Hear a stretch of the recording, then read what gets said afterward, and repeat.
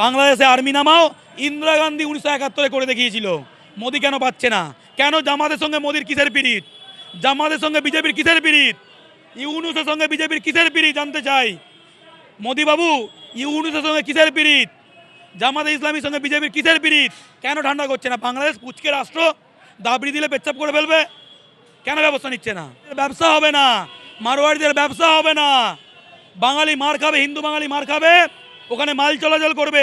চট্টগ্রাম বন্দরে আদানি পোর্টস, আমাদের মালদার আমবাগান ভাঙা করে দিয়ে কারেন্ট যাবে ওখানে বাংলাদেশে। ওখানে ক্রিকেট স্টেডিয়াম বানাবে, ব্যবসা করবে। যদি বাংলাদেশে হিন্দুরা না মার খেলে বড় সিল করুক, না খাইয়ে মারুক। ভারত না খাবার দিলে না খেয়ে মরবে, করবে না।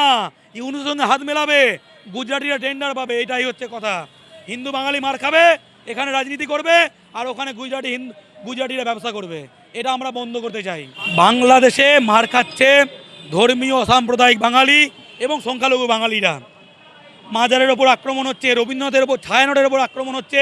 হিন্দু বাঙালি সংখ্যালঘু ভাই দীপু দাসকে নির্মমভাবে ঝুলিয়ে টাঙিয়ে দিয়ে আগুন দিয়ে পুড়িয়ে সেটা ভিডিও করা হয়েছে।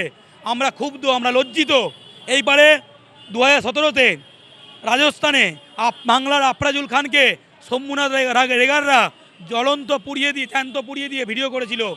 বাঙালি বাংলাদেশে মার খাক বা ভারতে, আমাদের হৃদয়ে পুড়ে যায়। আমরা চাই বাংলাদেশে হিন্দু বাঙালির উপর আক্রমণ বন্ধ হোক।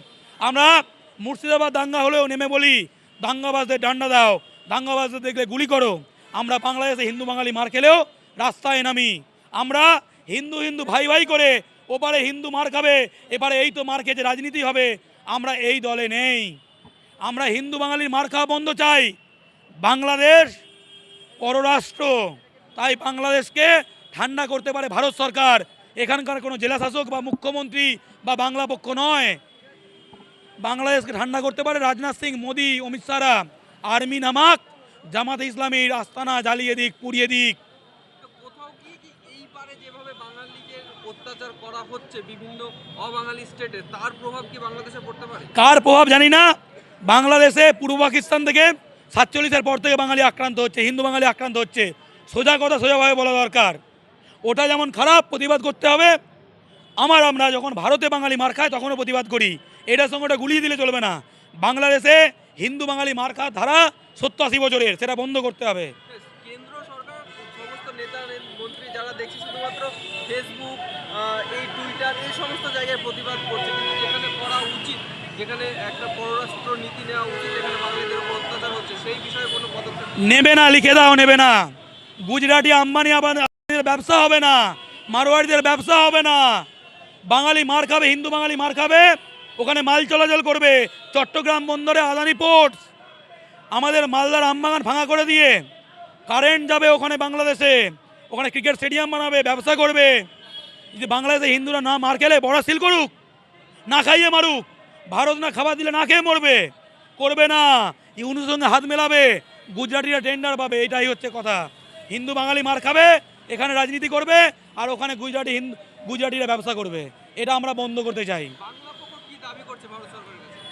বাংলাদেশে আর্মি নামাও। ইন্দিরা গান্ধী 1971 করে দেখিয়েছিল। মোদি কেন পাচ্ছে না? কেন? জামাতের সঙ্গে মোদির কিসের পিরিত? জামাতের সঙ্গে বিজেপির কিসের পিরিত? ইউনূসের সঙ্গে বিজেপির কিসের পিরিত জানতে চাই। মোদি বাবু, ইউনূসের সঙ্গে কিসের পিরিত? জামাতে ইসলামীর সঙ্গে বিজেপির কিসের পিরিত? কেন ঠান্ডা করছে না? বাংলাদেশ পুচকে রাষ্ট্র, দাবড়ি দিলে পেচ্ছাপ করে ফেলবে। কেন ব্যবস্থা নিচ্ছে না? বিভিন্ন সময় দেখি যে কেউ বাংলাদেশ থেকে বলে সেভেন সিস্টার দখল নেবে। আরে চ্যাংরা চ্যাংরা ছেলেপুলে, গলায় পা দিলে অন্নপ্রাশনে দুধ বেরিয়ে যাবে। ঠিক আছে, হুমকি দাবড়ি দিলে হচ্ছে পেচ্ছাপ করে ফেলবে, বলছে সেভেন সিস্টার আলাদা করে দেবো। আর আমরা দেখছি পররাষ্ট্রমন্ত্রী কি ঘুমাচ্ছে?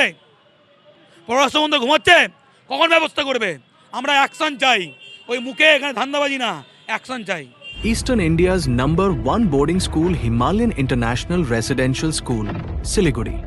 Separate AC hostel for boys and girls. 126-acre lush green campus. World-class sporting facilities. Admission open for session 2026 to 27. Hurry up. Limited seats.